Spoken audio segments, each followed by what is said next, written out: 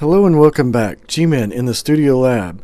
Today we will continue an introductory series of videos covering modular synthesis. Let's learn about the shear power and flexibility of voltage-controlled amplifiers, or VCAs. First, a quick recap. The amplifier is the third block in our typical synth audio path. The amplifier's job in this instance is to control the loudness of the audio over time. Later in this video, we see it can do a great deal more. The amplifier can control the audio amplitude much like a volume knob if it has a bias pot.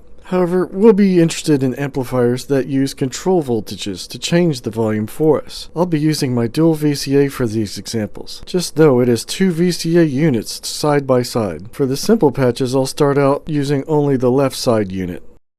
So far we've been able to make sounds that are always on. Wouldn't it be nice to make the sound stop when we lift our finger off the keyboard? We can use the VCA to gate this audio. Here's what the patch will look like. Pretty simple. Audio coming from the VCO goes into the filter. The filter output goes into the VCA input. Then the VCA output to the output module. The gate signal from KeyStep Pro will patch into the CV input on the VCA.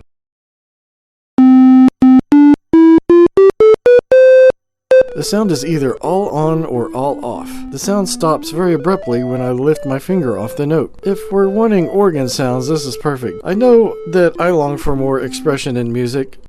One such method is dynamic level control. So we need more changes in volume over time. For example, take a piano note. When we press a key, the sound starts suddenly. If we hold the key, the note gradually dies away. When the key is let go, the note fades into silence. Bang! You've just learned about another modulation type, envelopes. The sudden start is known as attack. Attack can be instantaneous, or it can be fading in with the sound. Holding the key while a note gradually dies away is decay. Letting go of the key and fading to silence is release. And that's the basic attack, decay, release envelope. But most envelopes you see will either have only attack and release stages, also known as AR envelopes, or attack, decay, sustain, release stages, also known as ADSR envelopes. The sustain is an adjustable voltage at which the level sits after the decay, but waiting for the note to be let go. Attack starts at note on as we expect. The decay time is adjustable and will settle into the sustain level. As long as the gate is still on, it will sit at the sustain level until the gate goes off when we let go of the key. Then the release stage time determines how long it takes for the note to fade to silence. Here's a diagram of the envelope inserted as a modulation and how it needs to be patched. The gate signal goes to the envelope input jack. The envelope output goes to the VCA control voltage input. Well, looky here, my dual envelope module is here now. It is actually two envelope sections side by side. I'll only be using the one on the left side.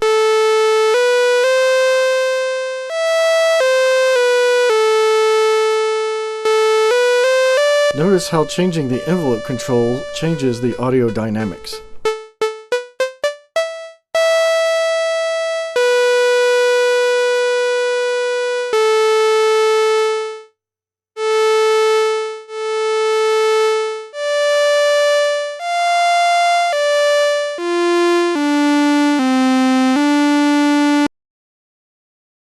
Using a mixer utility, we can add an LFO to create tremolo. Patch the envelope output into a mixer module channel 1. Here I'm using a Pittsburgh Modules Giraffe. Add the LFO signal to channel 2. And send the output to the VCA control input.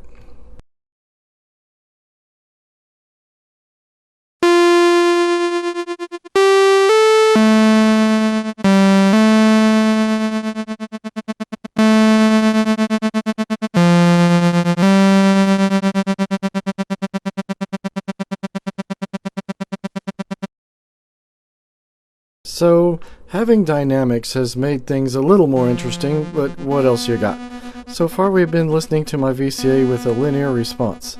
This is a typical response that sounds like smooth volume changes. Is that really what we signed up for by getting into modular? No, I know I didn't. We come here to get away from the ordinary. Enter the exponential response, also known as non-linear response.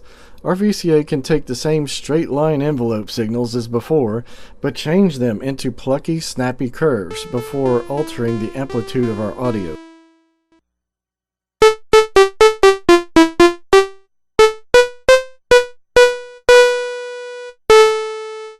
Notice we haven't patched anything differently here. All I did was flip a switch on the VCA unit.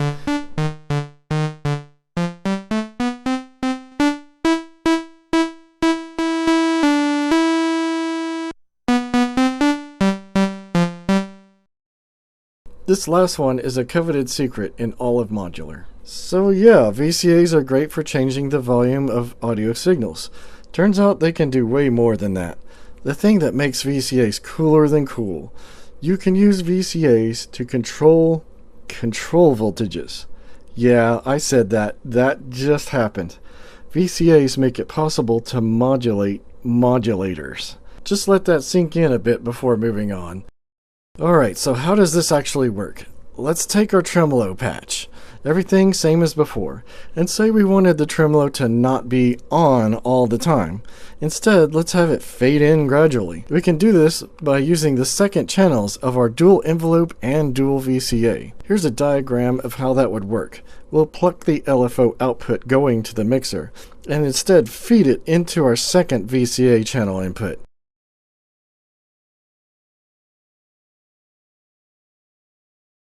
And then the second VCA output back into the mixer.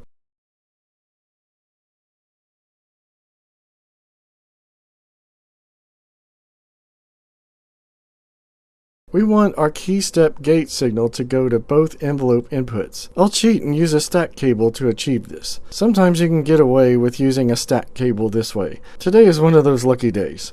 Then the second envelope channel output goes to the second VCA CV input.